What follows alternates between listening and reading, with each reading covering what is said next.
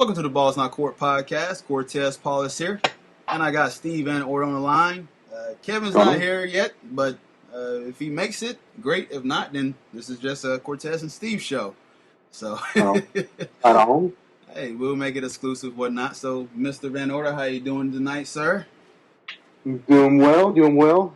Trying to watch a little Back to the Future when we get done with this. You know what I mean? I'm telling you, it is October 21st, 2015. Somewhere around the United States, Marty and Doc are flying around in that damn DeLorean.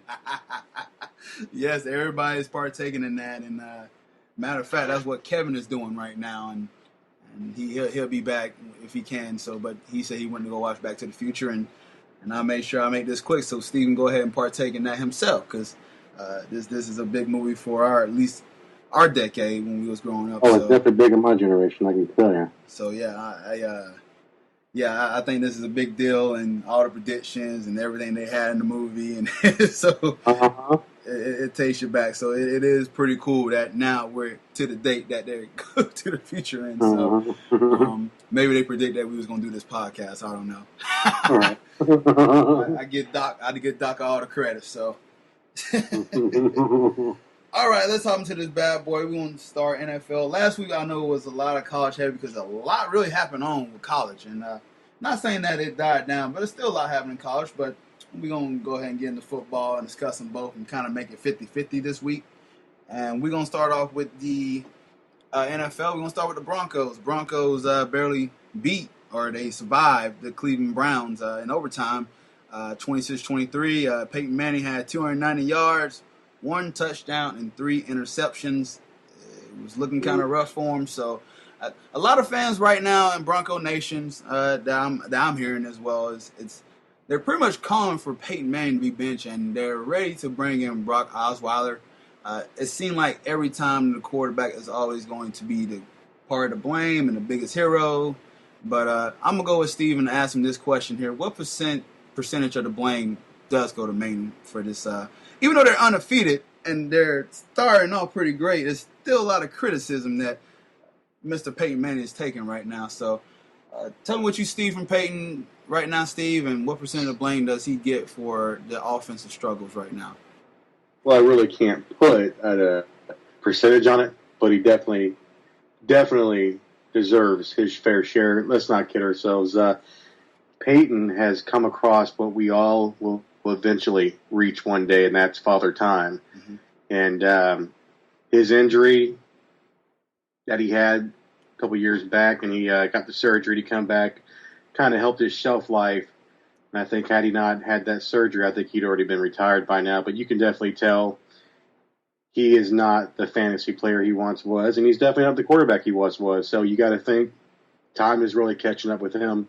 It catches them all. It's unfortunate because Manning will probably be one of the best of all time behind Tom Brady, which is not a system quarterback. But seriously, Peyton does need to either do a couple things, realize it's going to be his last year. And he studies in the room more than anybody else. Yes. He does. He's a damn good quarterback. You can't take it away from him, but he do have to take a lot of the blame because, again, you can't escape all the time, dude, because when you're old and slow, you got to go. And it's eventually I think this will be his last year. Yeah. I'm going to give Peyton probably about 30% of the blame here. I don't think you should bench the guy.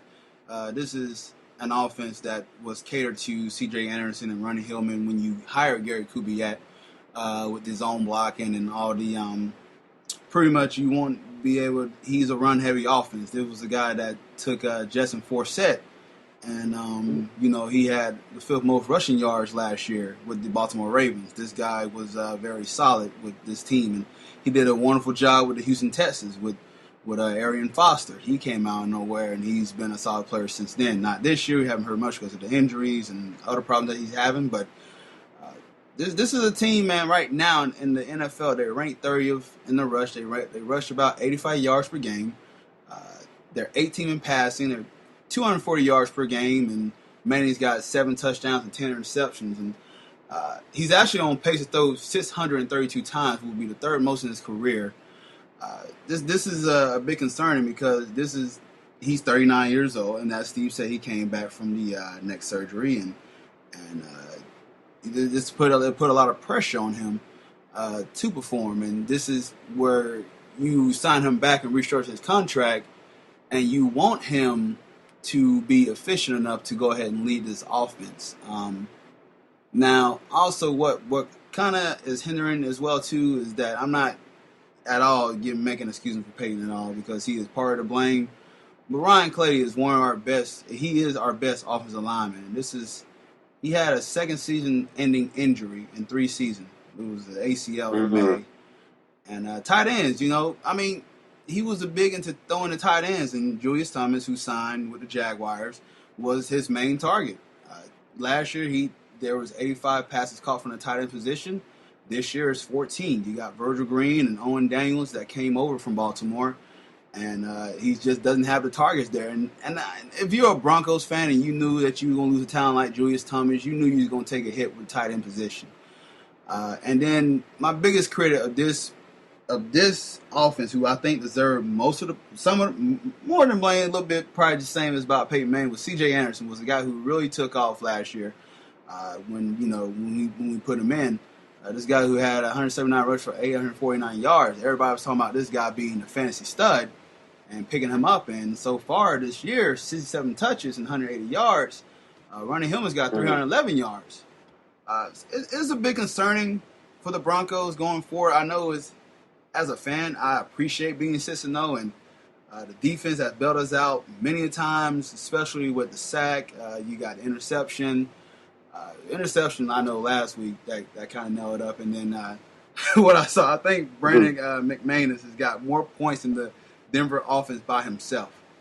Ooh. Yeah, the kicker. Yeah, that's pretty bad, man. So Peyton deserves some of the blame. Gary Kubiak known. He said they're still got some work to do. We got the bye week, and it doesn't get easier because next week we got Green Bay, and as you know, they got that guy named Aaron Rodgers who's pretty darn good and scary. I believe we're playing him at Lambeau. Oh, yeah. And so, I kind of put some blame on Peyton Manning. The offensive line is kind of being bummed right now. There's no excuse because they're 6-0, but there are some things that can definitely be adjusted. So I'm with you on that, Steve. Peyton does some of the blame, but it's got to be the coaching style to put him there. And they put him in a pistol shotgun where he operates a little bit better to give him more room. Because he doesn't have the speed, obviously, to be the bootleg quarterback that you have. You can do that with Flacco because he's got the speed, but with him, he doesn't have the foot speed. Never did he have the foot speed in Tennessee and with the Colts. So there's still a lot of work to be done with the Broncos. It's tough to watch an old man go down slow, but I just hope he can pick it up. To be honest with you, I'm rooting for the guy, but I just don't. I'm going to be honest with you. You see him tail off again in the year last year. Struggling, and if it continues, man, I think Peyton's going to have to really look hard in the mirror and make that decision. So, fingers crossed that he can pull it out a little bit more. Yeah, because you don't want him to, kind of where if this is going to affect your everyday living after football. You just got to look at your well-being, and Steve, you're 100% correct about him. Looking in the mirror and evaluating, like, well, should I hang it up just for my personal mental health sake?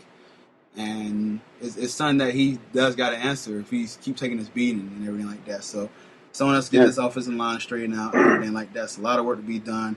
Give credit to the Browns. They fought very hard on their home field. And, the Broncos just squeaked it out again thanks to that defense 4 weeks in a row. They're just saving us. It's the best defense in the NFL right now. But it's a flip side of this team 3 years ago, how good this offense was, breaking records and just being just Peyton Manning style, where he just always in a shotgun operating that way. But it's totally different, and it's a lot of work to be done. I'm agree with that. So, but I got it at 30% for Peyton. So right on. All right, let's move on to the next topic. This is from your boy, Mr. Megatron, Calvin Johnson. He was on record saying, and I quote, "I thought I understand the catching rule, but right now I don't think anybody else does not understand the rule right now."